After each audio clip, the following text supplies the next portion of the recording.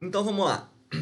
Aula passada a gente começou a trabalhar com bactérias, né? Com o reino Monera, fizemos a caracterização do reino, características gerais, identificamos morfologia bacteriana, estrutura bacteriana, né? Fizemos aí a descrição de cada um dos componentes estruturais da bactéria, estrutura mínima e estrutura complementar, a máxima que poderia chegar.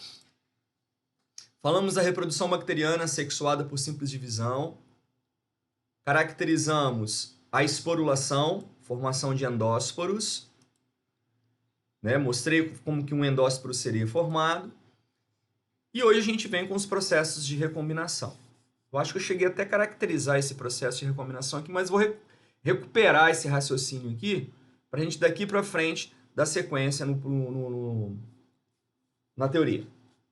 Processo de recombinação, que muitas vezes a gente chama de reprodução sexuada, mas o ideal é processo de recombinação, são os processos que permitem que se estabeleça variabilidade nas bactérias. São processos que permitem que material genético seja passado de uma bactéria para outra. A bactéria que recebe este material genético, ela promove uma recombinação deste material genético e, consequentemente, aumenta-se uma variabilidade genética. Nós falamos na outra aula que a principal forma de reprodução bacteriana é a reprodução assexuada, por simples divisão. É um processo que não gera variabilidade, a menos que haja mutação. E como é um processo rápido, né, a ocorrência de mutação ela tende a ser um pouco mais frequente, então a variabilidade surge no processo assexuado dessa maneira. Só que as bactérias conseguiram evoluir algumas outras adaptações, alguns outros processos que promovem variabilidade genética, mesmo sem a reprodução assexuada. E aí nós temos três processos: conjugação, transdução e transformação. Primeiro, conjugação bacteriana. A conjugação bacteriana é o processo que permite que o material genético de uma bactéria seja passado para outra bactéria por meio das fímbrias ou pelos sexuais. Eu cheguei a caracterizar as fímbrias com vocês já. Então, uma bactéria vai ter uma fímbria ou um pelo sexual que interliga o citoplasma de uma com a outra, e por esta fímbria vai haver a transferência do DNA da bactéria doadora para a bactéria receptora. Então, essa bactéria receptora agora passa a ter um material genético que ela não tinha. Então, ela passa a ter uma nova variabilidade genética.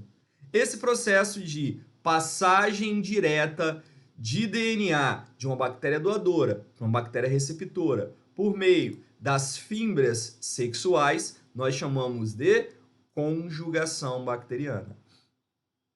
O DNA passa diretamente da bactéria doadora para a bactéria receptora através dos pelos sexuais ou fímbrias, tubos proteicos microscópicos existentes na superfície da bactéria doadora, e nós já falamos dessas fímbrias em outro momento. Transformação bacteriana. Bom, a transformação bacteriana é um processo em que uma bactéria ela vai ter a capacidade de literalmente absorver moléculas de DNA que estão dispersas, que estão presentes no meio externo. Moléculas de DNA bacteriano que estão presentes no meio externo. Por exemplo, olha o que acontece. Essa aqui é uma bactéria que morreu.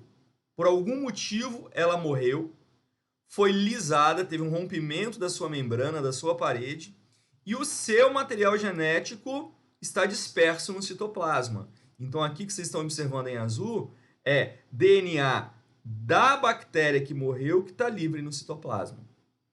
As bactérias elas têm a capacidade de reconhecer um DNA bacteriano exógeno, ou seja, um DNA bacteriano lançado no meio externo. E do mesmo jeito que elas conseguem reconhecer, elas têm a capacidade de absorver esse material. Então é o que vai acontecer. Uma bactéria receptora, ela vai literalmente absorver moléculas de DNA. Esse DNA, sendo absorvido, ele vai ser utilizado para recombinação com o DNA bacteriano. Então, esse mecanismo em que bactéria absorve diretamente moléculas de DNA dispersos no meio, proveniente de outras bactérias mortas, por exemplo, nós caracterizamos como sendo uma transformação bacteriana. Tá? A bactéria que absorveu esse DNA é uma bactéria transformada. O DNA é um DNA transformante, ou seja, uma bactéria que sofreu recombinação com um DNA que vai ser recombinado.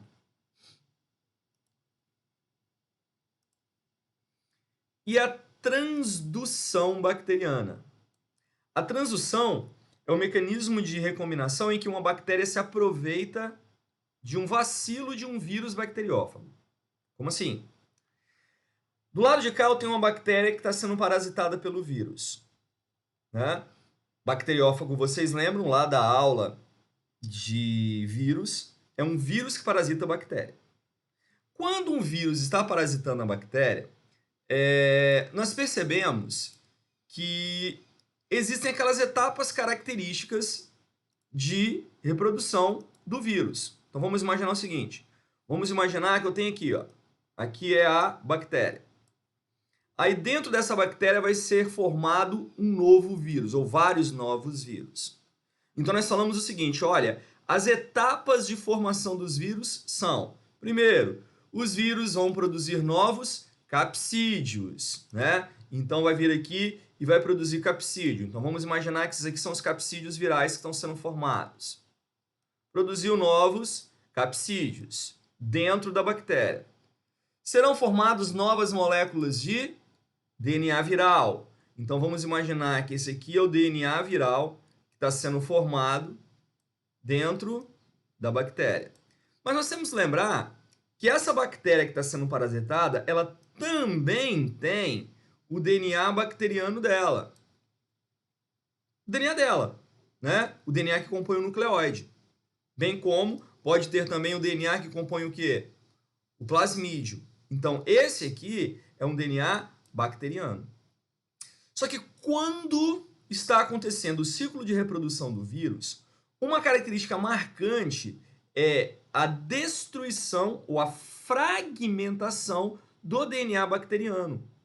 Então, o que vai acontecer? Esse DNA bacteriano, esse aqui, DNA do nucleóide, ele vai ser fragmentado, né? Vai ser fragmentado, vou até botar em outra cor. E vários fragmentos deste DNA vão ficar distribuídos no citoplasma da bactéria. Então, o que na verdade vai ter no citoplasma da bactéria? Vai ter o DNA viral que foi produzido em vermelho e os fragmentos do DNA bacteriano.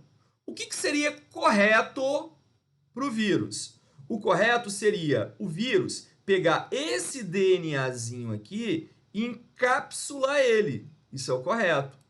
E é o que vai acontecer normalmente. Então o vírus encapsula o DNA e é liberado depois da bactéria. Só que pode acontecer um erro. E qual é o erro? O vírus dá um vacilo e ao invés de incorporar o seu DNA viral, ele pode incorporar um DNA de bactéria no seu interior. Pode incorporar um plasmídio bacteriano no seu interior. Resultado, vai haver a formação de um vírus híbrido. Esse vírus que está sendo formado aqui dentro, ó, essezinho aqui, ele é um vírus híbrido. Como assim um vírus híbrido? É um vírus que tem cápsula de vírus, mais DNA de bactéria. Por quê? Porque houve um erro de encapsulamento viral.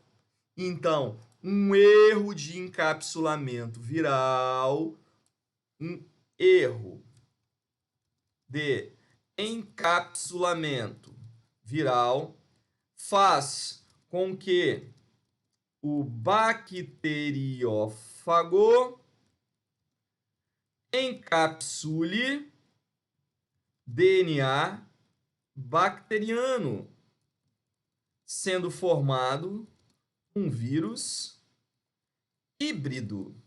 O que eu quero dizer com vírus híbrido? Vírus que tem cápsula de vírus mais DNA de bactéria. Isso quer dizer o seguinte, pessoal. Quando houver o rompimento, a lise da membrana e o vírus for liberado, esse vírus que está sendo liberado é um vírus híbrido. Tá? Então esse vírus aqui, ó, ele é um vírus híbrido. E o que esse vírus vai fazer? Ele vai infectar a bactéria. Porque para infectar a bactéria, o que ele precisa? Para reconhecer a bactéria e conseguir injetar o material genético que ele tem na bactéria. Ele precisa da cápsula. Então ele vai lá, adsorve, fixa e injeta o material genético dele, olha aqui. Injeta o material genético dele dentro da bactéria. Só que, na verdade, o material genético dele não é dele. O material genético dele é da bactéria que morreu. Então, é um DNA bacteriano. Então, essa bactéria aqui, a receptora, que seria infectada pelo vírus, ela está sendo infectada por um DNA de outra bactéria. Mas quem que está fazendo essa infecção? O vírus. Enxergamos? Então, esse processo a gente chama de transdução. A bactéria receptora está se aproveitando da transferência de DNA de uma outra bactéria para ela, feita por um vírus bacteriófago. Transdução. Mecanismo de recombinação gênica, no qual DNA bacteriano é transferido de uma linhagem de bactéria para outra linhagem por meio de um vírus bacteriófago. Beleza? Então são os três mecanismos de recombinação. Transformação, que é quando a bactéria absorve DNA do meio externo. Conjugação é quando o DNA de uma bactéria passa por outra por meio das fímbrias, os pelos sexuais. E transdução é quando o DNA de uma bactéria passa para outra por intermédio de um bacteriófago. Classificação bacteriana. Bom, a classificação bacteriana pode ser feita de acordo com alguns critérios. E aqui a gente vai fazer uma classificação bem clássica, que é quanto à nutrição. E é bem fácil, bem simples de entender. Quanto à nutrição bacteriana, as bactérias serão separadas em, primeiro, a capacidade de produzir ou não o alimento. As que não produzem o alimento, heterotróficas. As que produzem o alimento, autotróficas. Já falamos disso. As autotróficas se dividem em fotossintetizantes e quimiosintetizantes. As heterotróficas se dividem em respiradoras e fermentadoras. Fotossintetizante é que faz fotossíntese, né? Quimiosintetizante que faz quimiossíntese. Fermentadora é que produz energia por processos de fermentação. Fermentação alcoólica, fermentação acética, fermentação lática. E as respiradoras são aquelas que produzem energia pelo processo de respiração celular. As respiradoras podem ser anaeróbicas ou aeróbicas.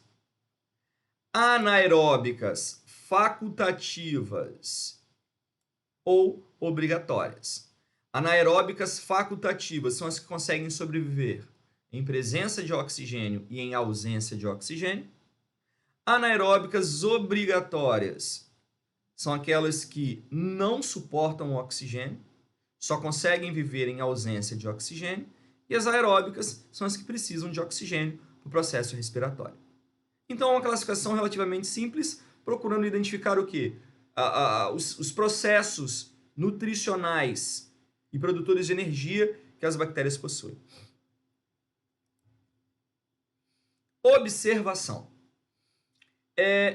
Existe um critério de classificação que é feito a partir de uma característica estrutural bacteriana, que é a sua parede celular.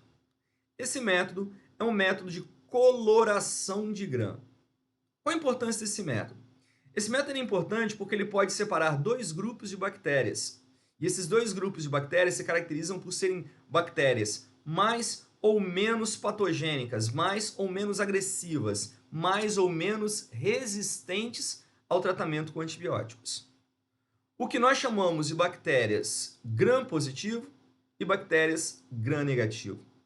A classificação de gram é uma classificação que é feita visando identificar se as bactérias possuem externamente à sua parede celular uma outra membrana lipoproteica externa, o que lhe aumenta a proteção, aumenta a resistência. Porque olha só, esses esquemas aqui são esquemas que estão representando um corte dos envoltórios de uma bactéria. Aqui embaixo eu tenho a parede celular, a membrana plasmática, ó. Uma membrana lipoproteica, lipídios e proteínas, né? E nós falamos que é muito comum nós encontrarmos nas bactérias a parede celular. Então, após a membrana, parede celular formada por peptoglicano. Acontece que algumas bactérias se caracterizam por apresentar uma parede celular mais grossa e outras se caracterizam por apresentar uma parede celular mais fina. Só que essas que têm uma parede celular mais fina, externamente a parede celular, elas têm outra membrana. Então elas passam a ter, na verdade, 3 envoltórios protetores. A membrana plasmática, a parede celular de proteoglicano e uma outra membrana externa à parede celular de proteoglicano. As bactérias que possuem uma parede celular como componente mais externo, gram-positivo. As que possuem uma parede celular entre duas membranas, gram-negativo. Por que o nome positivo ou negativo? Está relacionado à forma com que se identifica essas estruturas. As bactérias elas serão submetidas a um tratamento com corantes específicos. Esses corantes apresentam coloração violeta e coloração rosa. Eu pego as bactérias, eu trato elas com esses corantes e de acordo com a cor que a bactéria fica, você caracteriza ela como sendo positivo ou negativo. As bactérias gram-positivo são aquelas que retêm os 2 corantes. Como ela retém os 2 corantes, juntou o violeta com o rosa, ela vai apresentar uma prevalência da coloração violeta. As gram-negativo, quando você junta os 2 corantes, elas perdem o corante violeta. Então misturei o violeta e o rosa, ela não segura o violeta e retém apenas o rosa. Aí quando você olha lá no microscópio, você enxerga apenas a coloração rosa. Ela é chamada de gram-negativa. A gram-positiva retém os 2 corantes, é aquela que tem aqui apenas a parede celular externamente. Então a parede celular ela tem a capacidade de absorver os 2 corantes. A gram-negativa tem a membrana externa impedindo a absorção do corante violeta. Por isso, ela só assimila o corante rosa. Então, a coloração de gram, ou o método de gram, é um método baseado em que? Identificação de bactérias gram-positivo e gram-negativo pela cor. Bactérias que são coradas em violeta, gram-positivo. Bactérias que são coradas em rosa, gram-negativo. E vou repetir. Pô, para que isso? Essa é uma das classificações mais importantes das bactérias. Uma das mais importantes. E por quê? Porque as bactérias gram-positivo são mais sensíveis à ação do antibiótico penicilina do que as bactérias gram-negativo. A penicilina, primeiro antibiótico usado em larga escala, um dos antibióticos mais potentes que nós temos, ele é muito mais efetivo contra as gram-positivo do que contra as gram-negativo. Os componentes lipoproteicos da parede das bactérias gram-negativo normalmente são tóxicos para o organismo. Então essa parede externa aqui, essa membrana externa aqui, ela normalmente traz mais toxicidade para o organismo. Então saber se você está com uma infecção causada por bactéria gram-positivo ou gram-negativo de grande valia para os médicos. Para eles terem uma ideia de qual medicamento usar, para eles terem uma ideia que se você está com uma bactéria mais danosa, a gram negativa, ou uma bactéria menos danosa, a gram positiva. Então é um método importantíssimo de classificação bacteriana, o método de gram. Importância bacteriana. Bom, pelo que a gente vem desenvolvendo aqui, nós conseguimos reconhecer N características das bactérias. E essas N características permitiram que nós pudéssemos identificar N importâncias. Importâncias positivas e importâncias negativas. De imediato, nós vamos identificar algumas importâncias positivas. Então, importâncias positivas. Primeiro, ação decompositora, pessoal. As bactérias, junto com os fungos, representam os micro-organismos, os organismos decompositores presentes no ambiente. A gente já falou de decomposição em outros momentos. O que é a decomposição? A decomposição é degradar matéria orgânica, convertendo-a a matéria inorgânica, ou seja, reciclar a matéria orgânica em matéria inorgânica.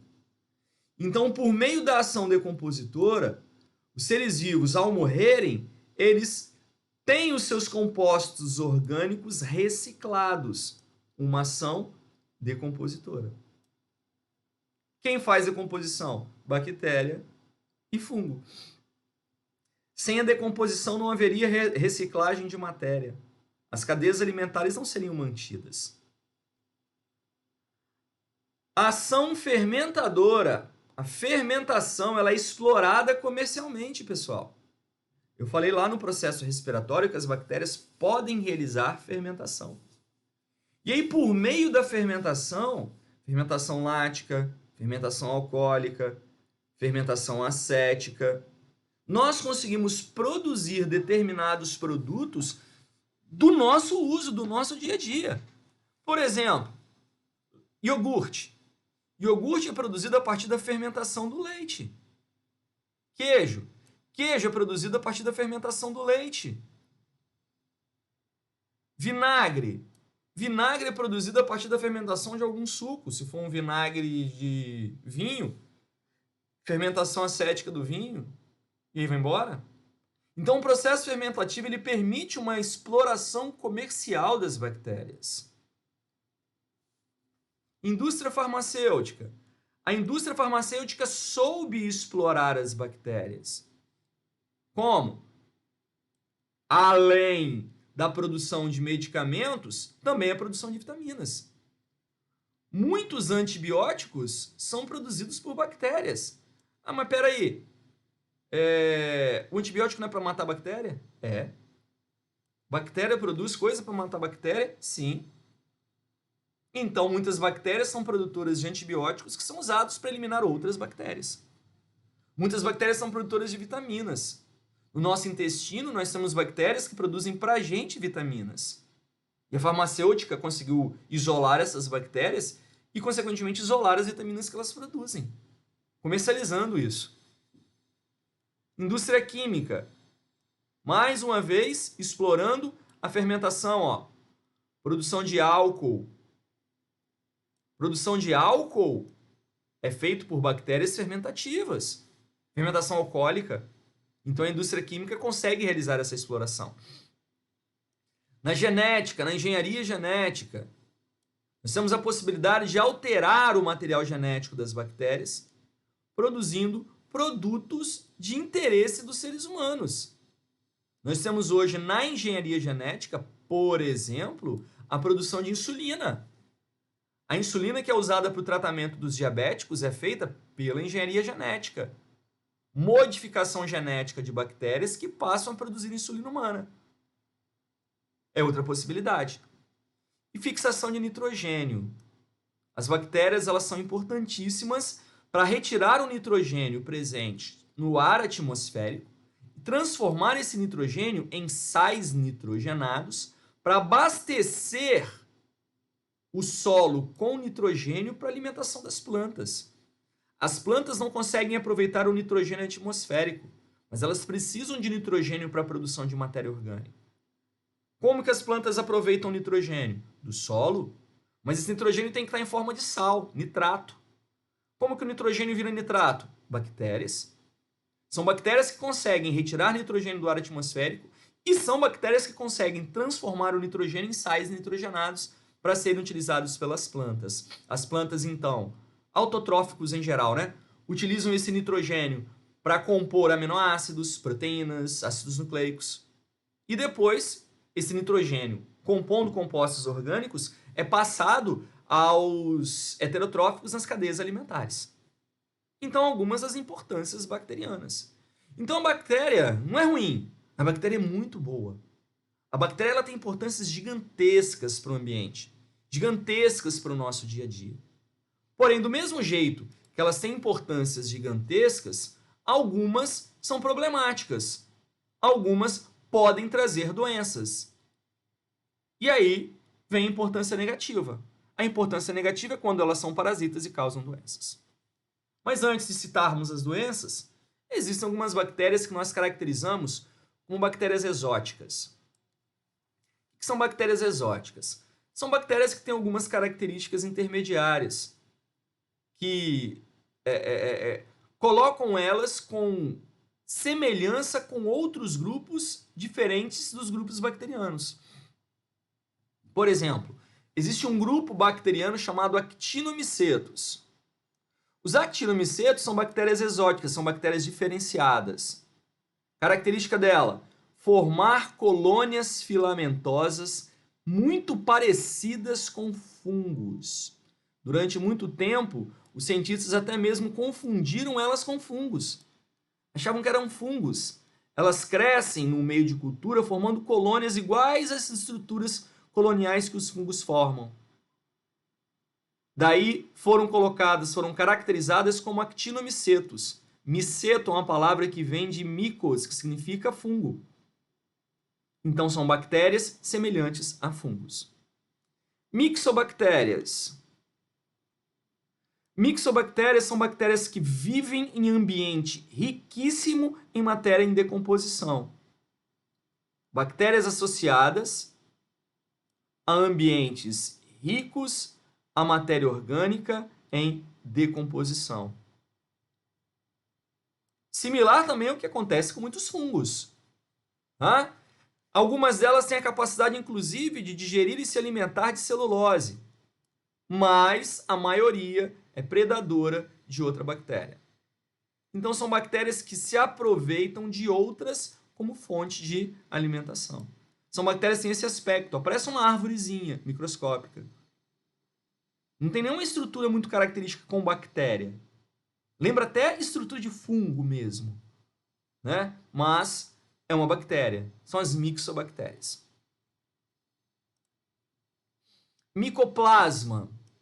Micoplasma são os menores micro-organismos, a estrutura mais simples existente de uma bactéria. Os micoplasmas são bactérias que não possuem parede celular, com capacidade de formar colônias filamentosas. É aquela bactéria com a estrutura mínima que eu falei com vocês lá atrás. Ó, um envoltório lipoproteico, um citoplasma, DNA, ribossomo, né? RNA para síntese proteica e mais nada. Então são bactérias extremamente simples, são as estruturas celulares mais simples que nós observamos. Os micoplasmas, que antes eram chamadas de PPLO.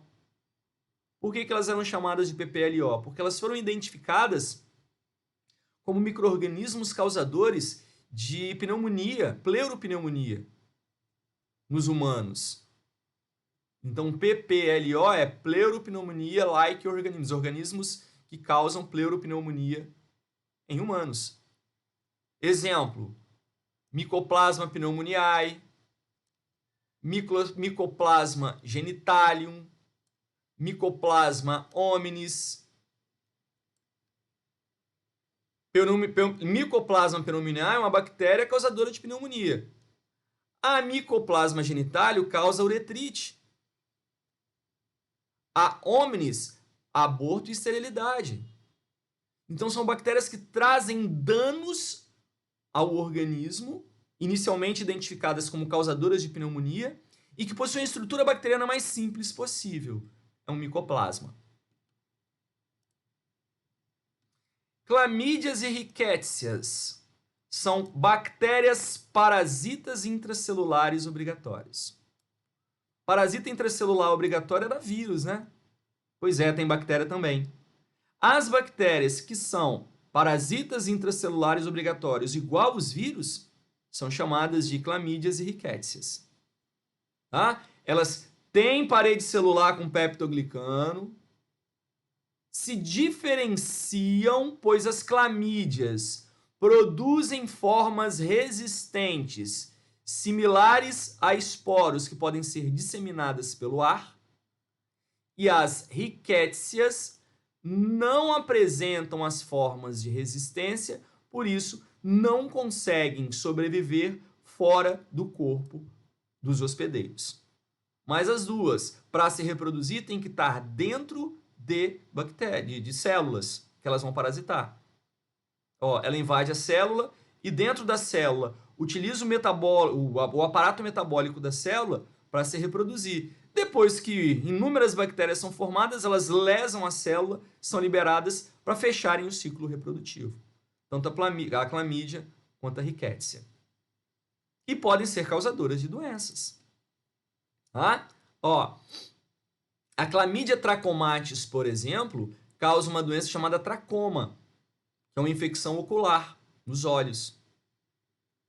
Linfogranuloma venéreo, que é uma infecção nos órgãos urogenitais. E uretrite, outra infecção nos órgãos urogenitais. A Chlamydia psittaci, ela causa uma doença chamada ornitose ou psittacose, uma pneumonia que é transmitida por aves. A Chlamydia pneumoniae causa uma pneumonia chamada pneumonia branda ou pneumonia clamidial. A Rickettsia provazek, ela causa uma doença chamada tifo, que é uma doença transmitida pelo piolho do corpo. É quando o piolho, as fezes do piolho, contaminam os ferimentos da pele. Causa febre alta, alteração na permeabilidade dos vasos sanguíneos, hemorragia e morte. O piolho vai lá, pica, você coça, espalha as fezes dele, aquele cocôzinho entrou na corrente sanguínea, se tiver contaminada com Rickettsia provazek, você pode desenvolver o tifo epidêmico. A Rickettsia tifo causa o tifo murino, que é transmitido pela pulga do rato. Febre alta, persistente, alteração na permeabilidade dos vasos sanguíneos, hemorragia e morte. Então, tifo são doenças que nós podemos ter, são doenças causadas por Rickettsia provazek, Rickettsia tifo.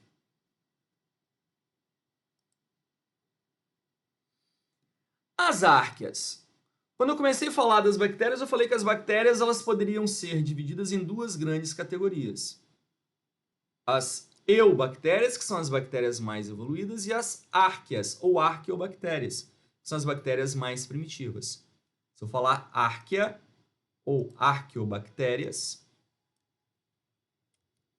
arqueobactérias vai dar no mesmo, né? Árquea é a classificação que a gente vai utilizar para um domínio, né? Domínio árquea. Arqueobactérias é um termo que nós usamos dentro do reino moné. São os procariontes mais primitivos, geneticamente falando, semelhantes a eucariotos. Como assim? Eles possuem célula procariota, mas com algumas características que os assemelham aos eucariotos. Associados a ambientes extremos de sobrevivência. As árqueas, elas podem ser de três tipos: árqueas halófilas, árqueas termoacidófilas e árqueas metanogênicas. São aqueles procariotos que sugere-se terem sido os primeiros na escala evolutiva a se desenvolverem. E depois dele vieram mutações para formar outros procariotos um pouco mais evoluídos. Esses procariotos, eles podem ser encontrados em ambientes hostis, ambientes que normalmente nós não encontramos outros tipos de seres vivos. Como, por exemplo, regiões com altíssimas concentrações de salinidade. O sal é um fator limitante à sobrevivência, pessoal. Ambiente com muito sal, ele causa desidratação excessiva, falta de água, não tem água para executar atividade biológica e morte. Normalmente você não encontra seres vivos em ambientes altamente salinos. O Mar Morto, altamente salino. Disponibilidade de ser vivo ali? Não tem. Fraquíssimo, né? Justamente por causa da alta salinidade. Porém, nos ambientes halófilos, com altas concentrações salinas, podem ser encontradas árqueas halófilas, fugindo o que nós entendemos como normal, a ausência de ser vivo em ambiente salino. Termoacidófilas. Outro fator limitante à sobrevivência são altas temperaturas. Temperatura alta é limitante à sobrevivência. Os seres vivos não suportam temperatura elevada. A temperatura alta ela desnatura proteínas, desnatura enzimas. Reações biológicas não acontecem, os seres vivos morrem. E nós sabemos que existem determinadas regiões do planeta, as chamadas fontes termais, né, com temperaturas extremamente elevadas. E além de temperatura elevada, nível de acidez acentuado. A acidez também é um fator limitante. Seres vivos não conseguem sobreviver em ambientes ácidos. As exceções se fazem às árqueas. Existem árqueas que vivem em regiões vulcânicas, regiões muito próximas à atividade vulcânica, com nível de acidez acentuado e temperatura muito alta. Água fervendo e tem bactéria lá dentro. Como?